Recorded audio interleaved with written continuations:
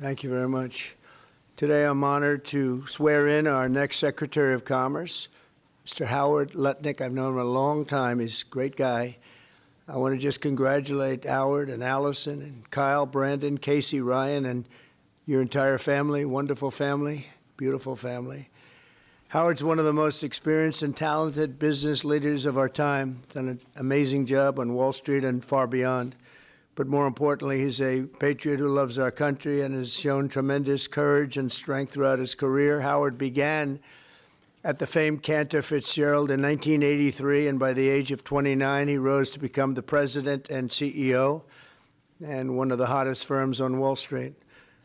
Much like myself, Howard should not be here today. On September 11th, 2001, Howard's company was at its absolute height, doing unbelievable, dominating Wall Street and stocks and bonds and trading from its headquarters on the 101st to the 105th floor. He had the top 3 or 4 floors of the World Trade Center, the North Tower of the World Trade Center. And every day Howard got up and went to work early. He'd always go in and he'd go to work early, and he'd be there 6 o'clock in the morning. And as you know, the hit was around 8:45 or something like that, so he would have been there on almost any day other than this, because his wife was very angry at him because he wouldn't deliver his child to school. She said, "You never take..." Who is the child? Let me see, where's the child? Lou, you saved your father's life. You saved your father's life, huh? Should hold that against. You're going to leave him more than the other kids, right? Well, so he took, what is your first name?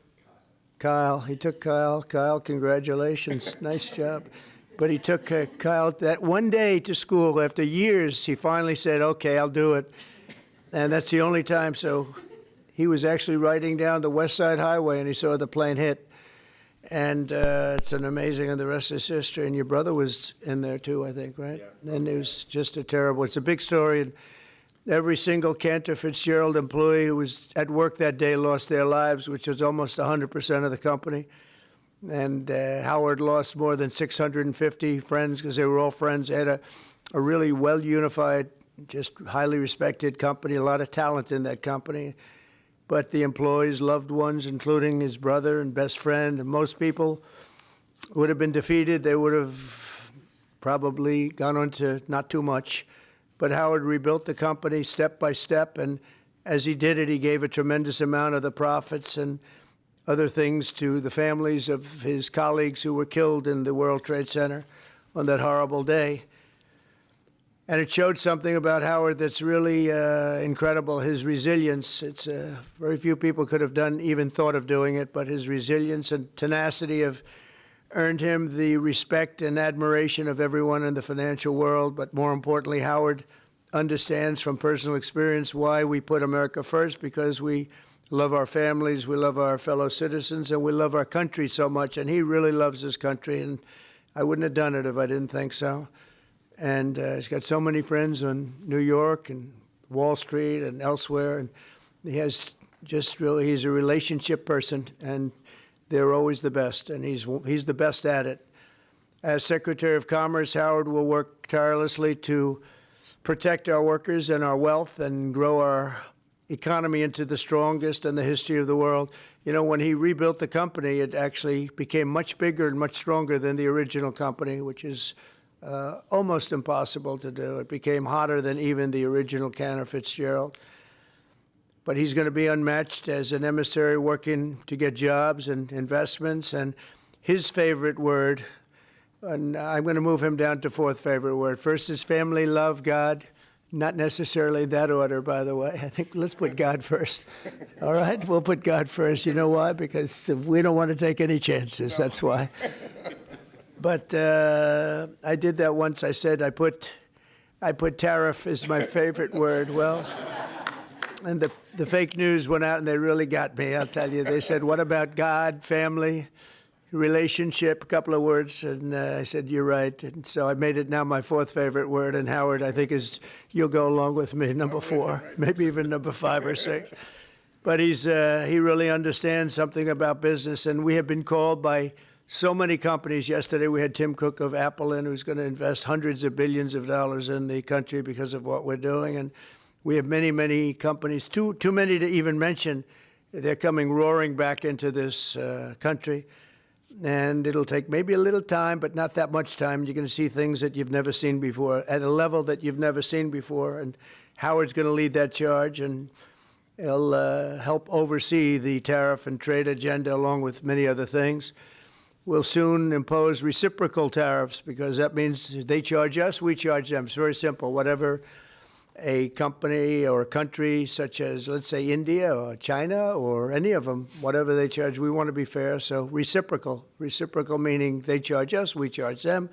We haven't done that. We've never done that. We were getting ready to do it until COVID hit. We had the greatest economy in the history of the world, and we were just getting started. But the tariffing is going to be very interesting. Howard's going to be in charge of it, and I think you're going to see jobs and money flowing into the country like never has been seen before as we reduce inflation, unleash energy, bring down costs, bring back manufacturing, and lead the world in innovation. Families will flourish and opportunities will skyrocket. We will skyrocket like people haven't seen. It's going to be a really big thing, and I wouldn't feel the same confidence if I didn't have this man on my left. And even though he spent a little bit of his time in life as a Democrat from New York, I'm okay with it because I knew him during his Democrat days, and that's okay. But I just want to say that he is going to help very strongly make America wealthy again, make America great again, and there's nobody that can do the job better. So,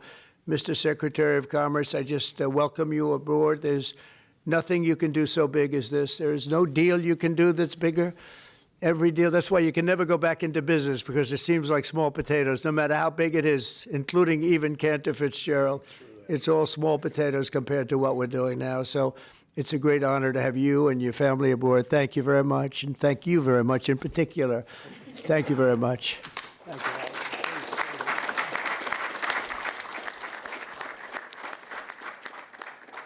So first, I'd like to thank you, President Trump. It is the greatest honor to work for you, to be with you, to carry your name, your leadership, and your flag throughout the world. The press has no idea who the gentleman to my left is. They portray him in all sorts of ways, but I know him as the smartest, most thoughtful, and most intuitive person I've ever met. And it's amazing to be in this room and to work for him. I have to my right my friend J.D. Vance, who was kind enough even to introduce me to the Senate, and he gave me the greatest compliment. He called me a good dude. So I have really the most wonderful family. I have my wife, Allison. We've been married for 30 years.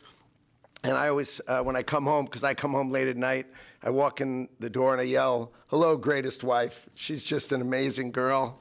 My 4 children, Kyle, who you know has saved my life, so now this is going to cost me dearly. My son, Brandon, my daughter, Casey, my son, Ryan, and my sister, Edie, my 2 brothers-in-law, Gary and Rick, my sister-in-law, Abby. I mean, this is as beautiful a day as you could have. The opportunity that the Trump administration is going to bring to America is so extraordinary. You know, people think the golden age is a statement. It's like saying MAGA, make America great again. This is the greatest country on earth. It is such a great country that we can take care of our citizens and give them their Social Security. We can take care of everyone and give them their Medicaid. But we're going to get rid of so much waste, fraud, and abuse. We're not going to hurt anybody, but we're going to get rid of it. And then we are going to grow this economy in a way that people have never seen. And under the Trump administration, my goal, and I'm happy to wear it on my shoulders, is we are going to balance the budget of the United States of America because Donald Trump understands global business. It's the first time you put in that chair the greatest businessman in the United States of America. And I just, for one, I have to tell you, I cannot be more proud to serve my great friend and the greatest president in America, Donald J. Trump.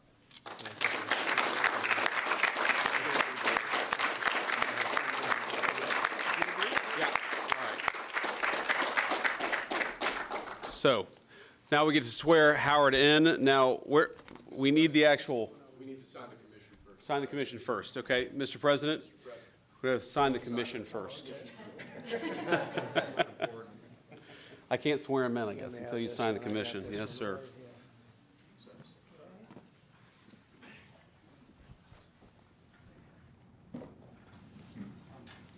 You ready? You sure? The last time? You change your mind. I get to work for you right here. I mean, what's better than this? This room that looks so beautiful. How do you like the new look? It's just The unbelievable. desk is a different desk. It's one of 7, but the Resolute desk is being renovated and refurbished after many, many years of service. It'll be back in 4 weeks, in case anybody missed it. A lot of people do.